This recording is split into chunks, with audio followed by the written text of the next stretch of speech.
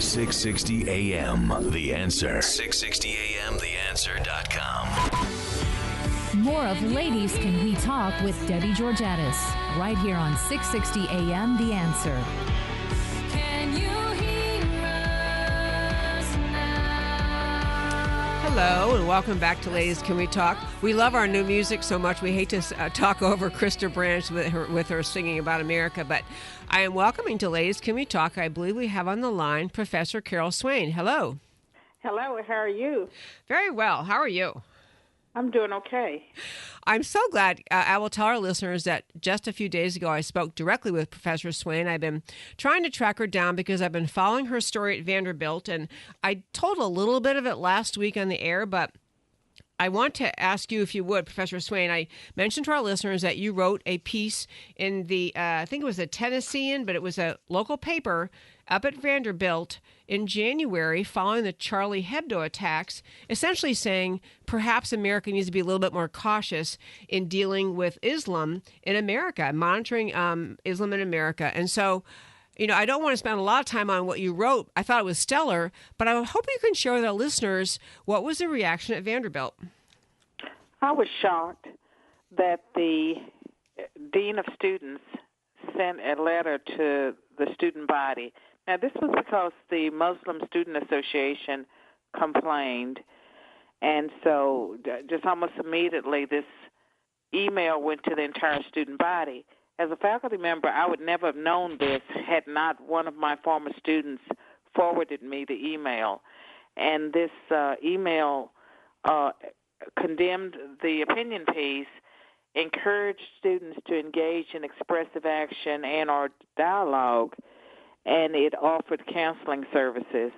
And the day after the email, there was a huge rally of students denouncing me as a bigot and a hater, and it got news coverage. But after that, I was harassed for months, and it just totally, I felt a betrayal by the university because I've never, ever known a university to use that email system for anything other than a physical threat, certainly not to rally students against an opinion where ideas were expressed. Professor Swain, I will tell our listeners, I post everything on our Ladies Can We Talk Facebook page and also on our newly updated website, ladiescanwetalk.org. And I think I posted this piece, but I'm going to post it again. Several things related to your experience at Vanderbilt, because all of us are watching these things. I think to most people's memory, maybe it started at Mizzou, but the kind of student agitation growing again in America. And it seems to me a sense of entitlement that these students are really saying, I don't have to hear any opinion that might upset me, that I might disagree with. Is that part of this problem at Vanderbilt? Well, I mean, some social scientists have come up with this concept of microaggressions, and that's little acts that people may do that seem innocent, but behind those acts are supposed to be racism or sexism or some kind of ism. And so, you know, students on campuses are being coddled to the point now where faculty members are expected, you know, to be overly protective and sensitive. And so you're supposed to give a trigger warning if you might say something that might offend a person. I've never been into that. I've always pushed back against political correctness. Today it's been taken to a whole new level where students believe that they're entitled not to be made to feel uncomfortable at the university by anyone. So any idea, any book that makes them feel uncomfortable, then you might get a backlash. You know, Professor Swain, it is. I wish you could do this show sometime in person, because my two co-hosts for the second hour are sitting here, and we're all just kind of rolling our eyes at what is going on in college campuses, in this sense of, I don't ever have to tolerate hearing something that might upset me. I have to be given a safe space to hide from opinions. And the backdrop of this in universities is that universities are generally speaking very left-wing oriented, and you are probably an anomaly in many ways. I mean, you're African American, you're Christian, and you're conservative. So that's kind of that's got to be a shocking thing for students to deal with. My upsetting. University, Vanderbilt, in 2011, it imposed a policy that eventually resulted in about half of the Christian student groups having to leave campus, in that they're no longer recognized. They don't have the rights of other groups. They cannot advertise or have a table at a student fair.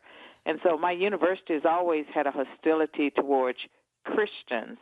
And I am publicly Christian. I'm publicly conservative, but my views are just traditional Judeo-Christian views. Can you turn her mic on, Carrie's mic on, Dan? My mic's not on. Hi, Carol. There you go. My name's Carrie. Hi, how are you? Just fine. Thank you for coming on the show tonight. I have a question for you. You talked about a sense of entitlement from the student body. Traditionally, college had the purpose of college was to prepare students for a job and for the real world. If these students feel entitled not to be offended by anyone on the university campus, do you feel that? Where do you feel that comes from? Is that because they're paying to be on the college campus, or is there another answer for that?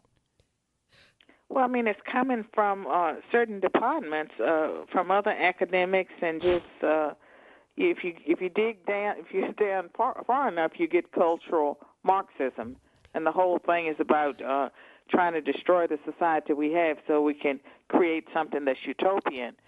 And I think that some of the faculty that they are using the students, and the students are being manipulated, they're certainly not preparing them to live in the real world. That is for sure. And I'm going to jump in and say, Professor Swain, you also told me on the phone, we were talking about the idea that, the way college administrators react to student demands is, I mean, maybe you can... It's irresponsible, I believe, and it's cowardly. And in many ways, all the students have to do is shout, and they get what they want, regardless of whether it's something that's good for them. And so these spoiled, I've called them spoiled brats before. They don't like to be called that, but that's what they are. All they have to do is kick and scream, and they get what they want, whether it's good for them or not. And it's certainly not good for them to have so much power that university officials will respond in a way to implement policies and programs that are against the long-term interests of the university. Exactly. And you know what else? I want to have you share with our listeners, too. There was a petition drive later by some students, and I saw one description online that was talking about granola-eating, gluten-free, spoiled, wealthy white kids whining. But is there a petition drive currently that concerns you and your role at Vanderbilt? Yeah, actually, I was on CNN yesterday, and it was very focused on Islam and political correctness, and I didn't go into the petition, but I'm scheduled to teach in January. Well, maybe about 2 or 3 weeks ago, students, first I had a student contact me to tell me that he and other students were monitoring my Facebook page. And if I continue to post articles on my public Facebook page that offended, and he had a whole slew of groups, including the Alphabet group, that if I continued to do that they would file a petition to have me fired. And me, being the personality that I am, as soon as I finished reading his message, I immediately searched to find the perfect article to post. I posted another article, sure to offend some of those groups. You go. And the student followed through with his threat. Initially, the petition, I have been told, was to have me first fired, then it went through many iterations, permanently suspended, then temporarily suspended, forced diversity, sensitivity training, and then now, as it stands, they want the entire university to take sensitivity training. But, the Vanderbilt University students, some of the ones that write for the Hustler, immediately called for me to be stripped of my tenure when I published the Islam piece. And so there's clearly a sense that my views don't belong on the university campus, and I've had the very unusual situation. Again, these unusual things happen to me. The chancellor of the university, as well as the provost, they have sent out things distancing themselves, saying that, Professor Swain, her ideas don't represent, the ideas of the university or the university community. And so they take a moral judgment on me and what I do. But she has a right, to free speech.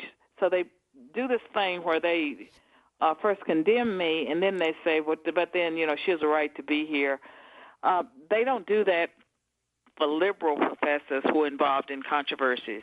And so a lot of the harassment that's happened, I believe it's because of the way the university has singled me out to take a moral tone that they don't usually take when they're dealing with liberals. Professor Swain, they never take the moral tone. They will immediately defend a liberal professor's academic freedom. But in the case, in my case, the university has pretty much, I would say, sided with the students, and in one particular case, encouraged the students to protest.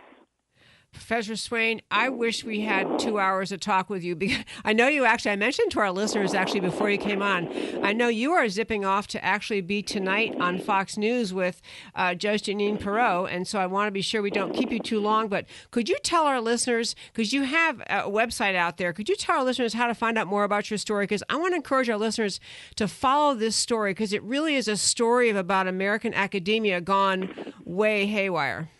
Well, the best place where I post a lot is my public Facebook page, Professor Carol M. Swain, and then my blog is bethepeopletv.com, and it's a blog, not a TV show.